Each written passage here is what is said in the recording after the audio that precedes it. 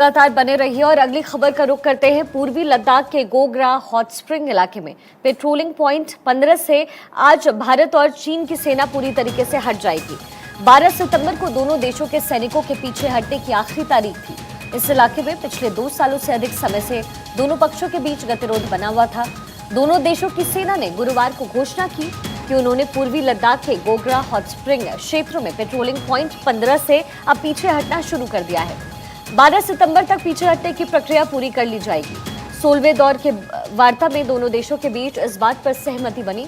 दोनों देशों के बीच मई 2020 में गतिरोध शुरू हुआ और इस दौरान दोनों देशों की सेनाएं कई बार आमने सामने आई।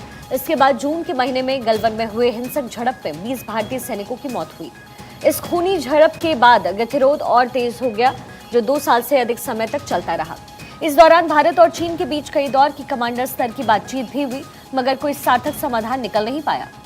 वहीं 16वें दौर की कमांडर स्तर की बातचीत में दोनों देशों के बीच कई मुद्दों पर सहमति बन गई है, जिनमें से एक गोग्रा हॉट स्प्रिंग के सैनिकों का पीछे हटना भी है।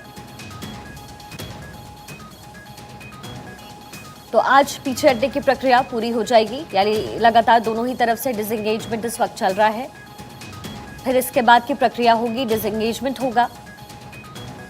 2 साल से इस एरिया में गतिरोध दोनों ही तरफ से बना हुआ था, लेकिन अब उम्मीद जताई जा रही है कि ये गतिरोध खत्म हो जाएगा, डिसएंगेजमेंट की प्रक्रिया पूरी हो जाएगी। एलएसी पर गोग्रा हॉट स्प्रिंग खाली कर दिया जाएगा। दोनों ही सैनिक दोनों तरफ से, दोनों देशों की तरफ से पीछे हटेंगे। भारत चीन सेनाएं हटने की प्रक्रिया आज पूरी कर ली जाएगी।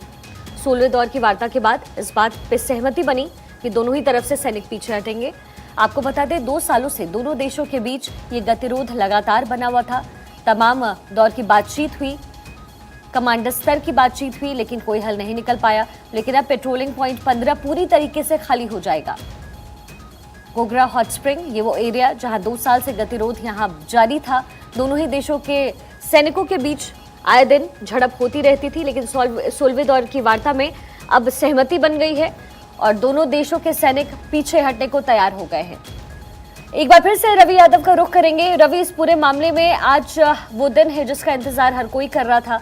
आज गतिरोध खत्म होने की उम्मीद। देखिए, इसकी बड़ी वजह जो है, हम अपने दर्शकों को बता दें कि एससीओ समिट जो है वो होने वाली है और इसमें पीएम मोदी और शी जिनपिंग जो चाइना के राष्ट्रपति हैं, उनकी मुलाकात की संभावना है। और ये जो शांतिपूर्ण माहौल है, ये दोनों देशों की वास्तविक जो नियंत्रण रेखा है उसमें सेना वापसी तो हो ही रही है। साथ ही साथ जो दोनों देशों ने अस्थायी जो ढांचे बनाए थे, बंकर वगैरह बनाए थे, उनको भी हटाने का काम चल रहा है।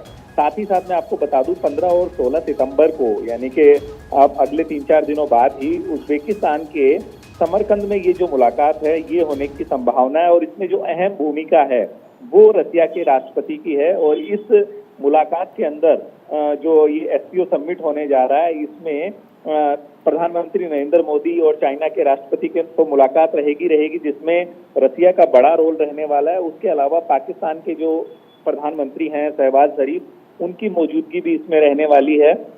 और कई सारे जो अहम मुद्दे जो थे इन दोनों देशों के, चाइना और भारत के, उनको सुलझाने के लिए पुतिन ने जो है ये एक बड़ा कदम उठाया। और यदि इससे चिंता की बात हम करें तो अमेरिका समेत पूरी जो कई जो देश हैं यूके के, वो इस पे बारीकी से नजर बनाए हुए हैं। और साथ ही साथ वो बड़े भुजक्का हैं इस बात से कि किस तरह से दोनों देशों के बीच शांति बहाली हो रही है। जी तो रवि, चूंकि जिस तरीके से गतिरोध 2 साल से बना हुआ था, पिछले 2 साल से जो माहौल वहां पर था, और उसके बाद अब दोनों सैनिक अब पीछे हटने को तैयार हो गए, दोनों देशों के सैनिक अब पीछे हट रहे हैं, लेकिन कहीं ना कहीं एक डर का जो माहौल चीन को लेकर के हमेशा भारत में रहा और भारत को लेकर के भी आप कह सकते हैं कि दोनों ही तरफ से जो गतिरोध होता रहा, इसलिए कहीं ना कहीं सतर्क रहने की तो अभी भी जरूरत है। क्योंकि चाइना तो ये हमेशा से करता आया, पहले 62 में उसने किया, उसके बाद भी किया, और अगर पीछे 2 साल की बात करें तो चीन ने यही हरकत की है। तो कहीं ना कहीं सतर्क तो अभी भी रहना ही पड़ेगा। देखिए, बिल्कुल आपने ठीक कहा। ना तो चाइना के सामान की और ना चाइना के लोगों की कोई गारंटी नहीं है कि ये कब धोखा दे दें।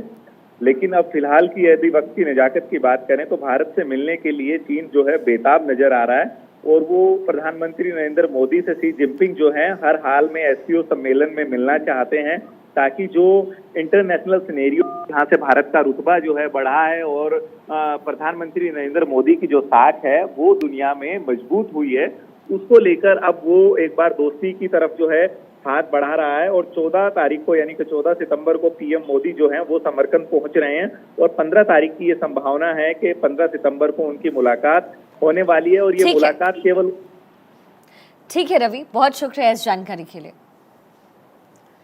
देखिए, एलएसी पर चीन की किसी भी हिमाकत का जवाब देने के लिए भारतीय वायुसेना पहले से मुस्तैद है। हिंदुस्तान एरोनॉटिक्स लिमिटेड यानी HAL के हेलीकॉप्टर भी अब बढ़ा रहे हैं। लद्दाख की ऊंची पहाड़ियों पर वायुसेना के अभियान में अपाचे हेलीकॉप्टर भी अब बढ़ चढ़कर हिस्सा ले रहा है। इन सबके बीच सेना प्रमुख जनरल मनोज पांडे ने लद्दाख सेक्टर में भारतीय वायुसेना के अपाचे लड़ाकू हेलीकॉप्टर से उड़ान भरी। उड़ान के दौरान वायुसेना की ओर से सेना प्रमुख को अपाचे की युद्धक क्षमता और खूबियों की जानकारी दी गई। वहीं सेना प्रमुख ने उत्तरी कमान की फायर एंड फ्यूरी कोर मुख्यालय का भी दौरा किया। अब आपको अपाचे हेलीकॉप्टर के बारे में भी जानकारी दे दें, क्या खूबियां हैं अपाचे हेलीकॉप्टर की। खूबियों के बारे में आपको बताएं तो सबसे आधुनिक और घातक हेलीकॉप्टर अपाचे बताया जाता है। दुश्मन की सीमा में हमला करने में काफी सक्षम है। अपाचे रात में भी उड़ान भर सकता है, ये एक अच्छी चीज़ है इसमें, ये एक बड़ी खूबी है। 365 किलोमीटर की रफ्तार से अपाचे उड़ान भरता है और ख़राब मौसम में भी ये काम कर सकता है। सबसे आधुनिक और घातक हेलीकॉप्टर है अपाचे और सबसे बड़ी क्षमता इसकी ये कि ये रात में भी उड़ान भर सकता है। दुश्मन की सीमा में हमला करने में सक्षम है, रात में उड़ान भर सकता है अपाचे। इसके साथ ही 365 किलोमीटर की रफ्तार से ये उड़ान भरता है और इसीलिए कल आर्मी चीफ ने इस हेलीकॉप्टर से उड़ान भरी और इसके बारे में पूरी पुख्ता जानकारी ली।